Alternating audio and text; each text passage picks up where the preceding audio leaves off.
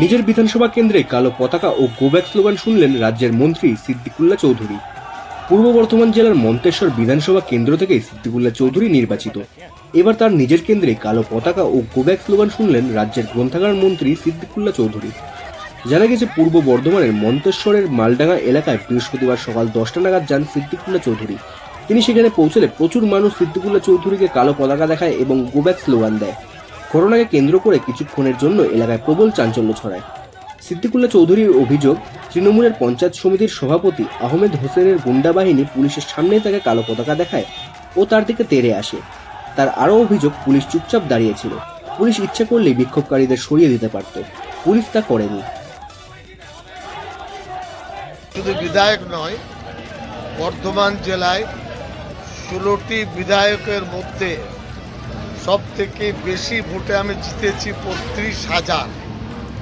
বিগত লোকসভা নির্বাচনে 48,000 ভোট মন্তেশ্বর মঙ্গলকোট দিয়েছে।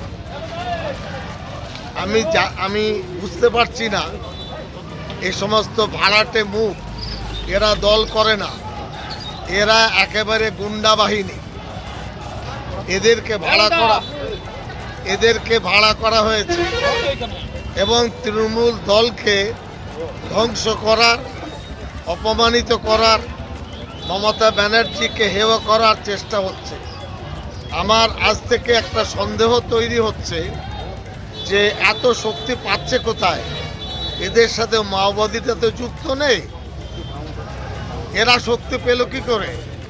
দলের ক্যাবিনেট মন্ত্রী কোন কাজটা আমি করিনি? এখানে এই বন্যায় ভেসে গিয়েছিল, বসেছিলাম এখানে ডেড বডি উদ্ধার করার জন্য, স্পেশাল বোট এনেছিলাম, তারপরে এলাকায় রিলিফ দিয়েছি।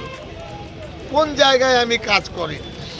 আসলে ওই চোখের উপরে নুন পড়েছে। এখন এই আধিপত্য বিস্তার করে তারা তৃণমূল দলকে ধ্বংস করতে চাইছে।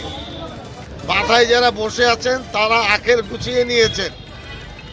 গ্রাম পঞ্চায়েতের সদস্য, প্রধান, সমিতির স্থায়ী কর্মাধ্যক্ষ, দলের নেতা যারা আছেন, তাদের সমস্যা দাঁড়াবে যদি এই ধরনের কাণ্ডের সাথে, কর্মকাণ্ডের সাথে যুক্ত থাকে।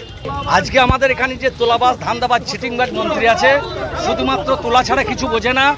আজকে 4 বছর অতিক্রান্ত হয়ে 5 বছর বিধানসভায় পড়লো। আমরা ভেবেছিলাম যে আমরা একজন ক্যাবিনেট মন্ত্রী পেয়েছি, মন্তেশ্বরবাসীর সুরাহা হবে। স্বাধীনতার পর প্রথম ক্যাবিনেট মন্ত্রী পেয়েছি, কিন্তু আমরা কি দেখলাম? সাধারণ মানুষের সব আশা থাকে না ডাল গম বাড়ির। কিছু মানুষের সার্টিফিকেটের প্রয়োজন হয়, যেমন ছাত্রছাত্রীদের, মেডিকেলের, সেই সমস্ত সার্টিফিকেট থেকে এই এলাকার মানুষ বঞ্চিত হয়েছে। তাই এলাকার মানুষ আজ বিক্ষোভ দেখাইছে। আজকে পরিযায়ী শ্রমিকের মতো তিনি এসছেন, কিছু তোলাবাজকে নিয়ে, কিছু গুন্ডাকে নিয়ে। মন্তেশ্বরের সাধারণ মানুষ আজকে 4 বছর পর আজকে দালালি করতে এসছে। মন্তেশ্বরের মানুষ এর জবাব দিচ্ছে।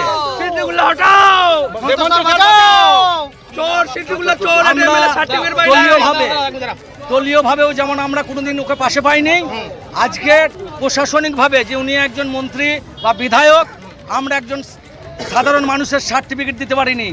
বিধায়কের কাছে সার্টিফিকেট আনতে গেলে বলেছে স্ট্যাম্প আনিনি। সাধ গেছে উনি 2-1 দিন আসতেন, তুলে চলে যেতেন, কলকাতা যেতে বলতেন। সেখানে গিয়ে মানুষকে বলতেন নাপিত দিকে নখ বেড়েছে, তোদেরকে এখানে আসতে হবে।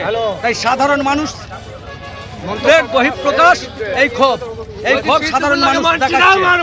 আর সিদ্দিকুল্লাহকে মন্তেশ্বরের সাধারণ মানুষ মানবে না।